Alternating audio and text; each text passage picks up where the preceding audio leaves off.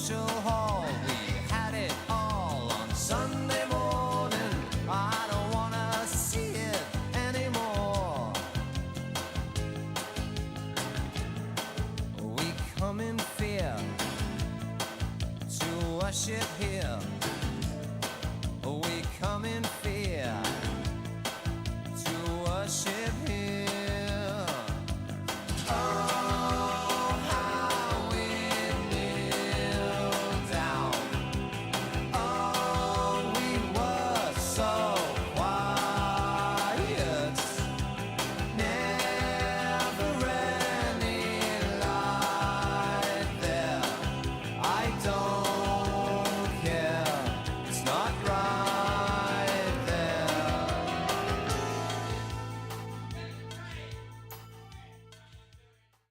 It is not a special right. Marriage is a civil right. Yay!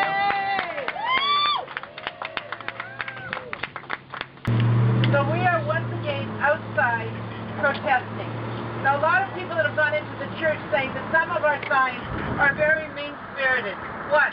Comparing us to pedophiles and to people that commit incest is not mean-spirited? Yes! Tell the truth! Trying to take a group out of the California Constitution for the first time in history, going after a group that is in the Constitution and trying to take them out. Is that not mean-spirited? Yeah.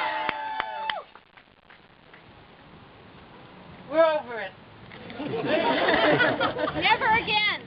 The day that we lost and that Yes on 8 won, Diane and I were at our attorney's office at 9 a.m. in the morning filing a petition to go to the California Supreme Court and to overturn.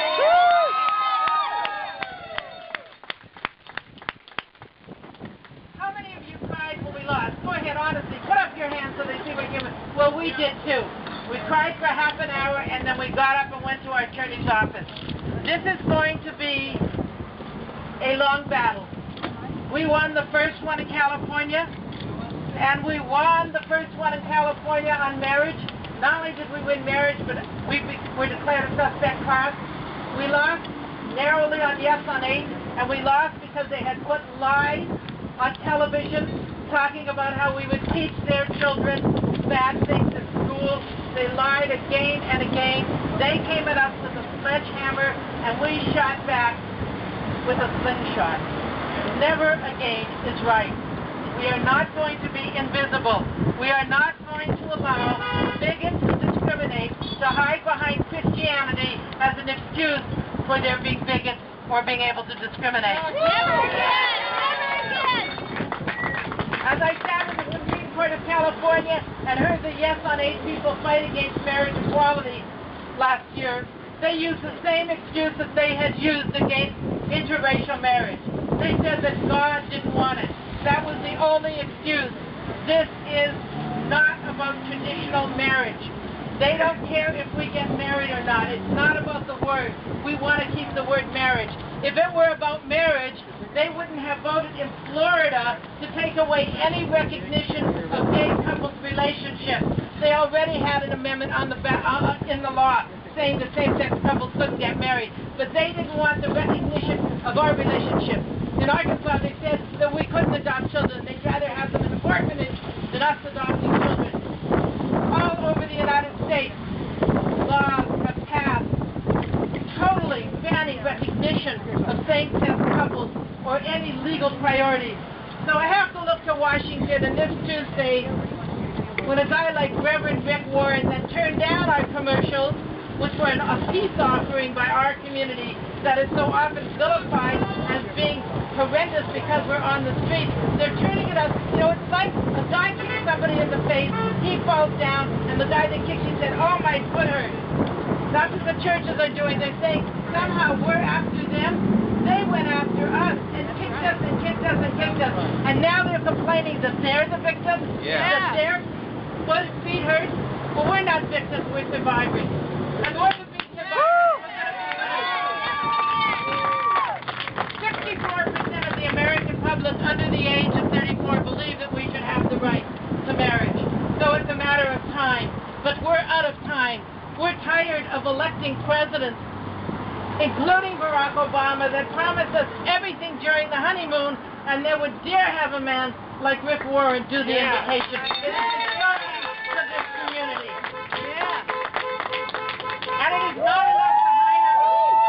not enough to hire Bishop Robinson to deliver the invocation on Sunday, right now in front of the Lincoln Memorial. That's terrific, but it doesn't make up for inviting a bigot into your home. And so we're sending a message to Obama.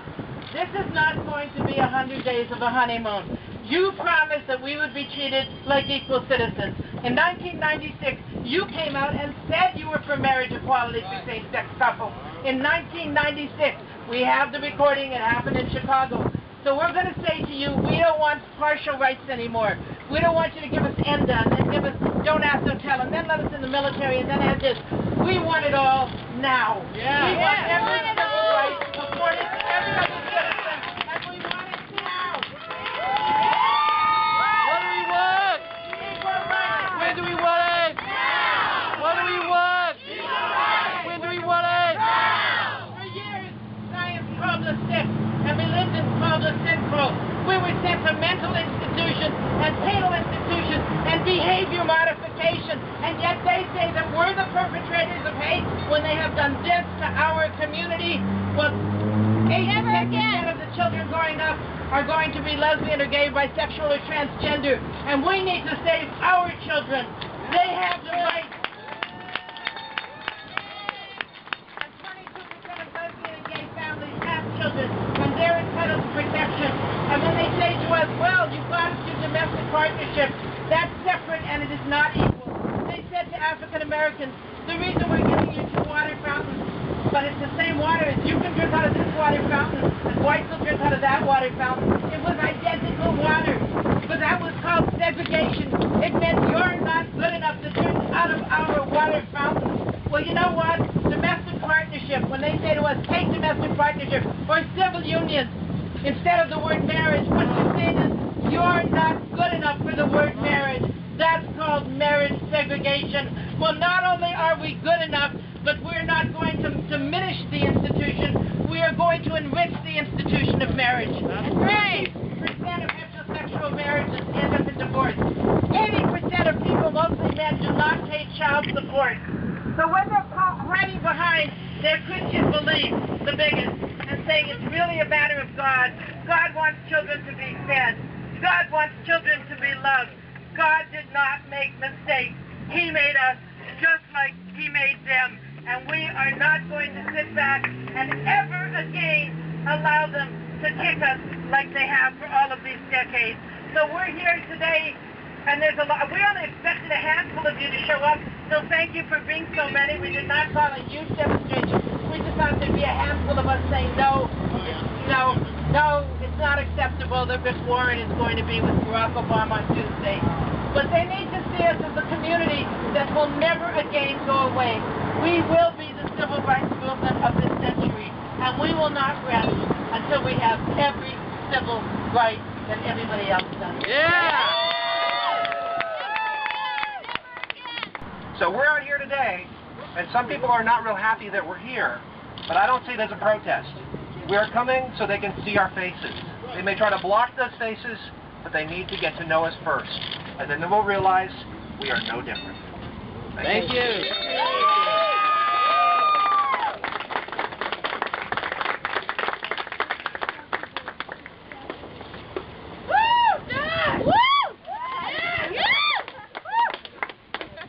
Everybody, let's thank Robin, Diane, and John so much for being here. We would really be nowhere at all without Robin. Thank you so much.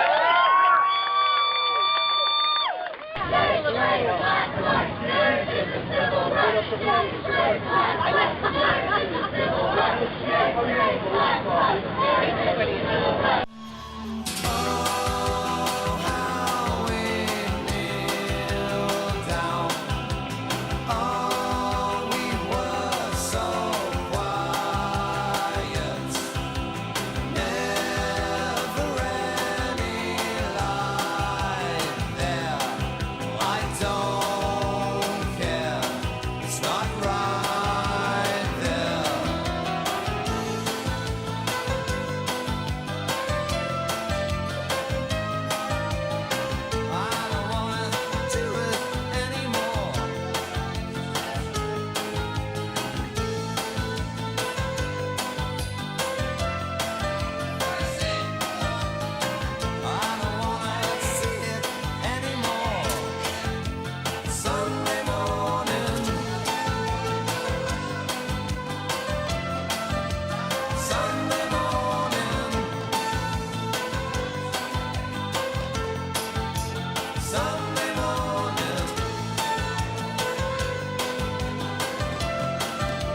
Sunday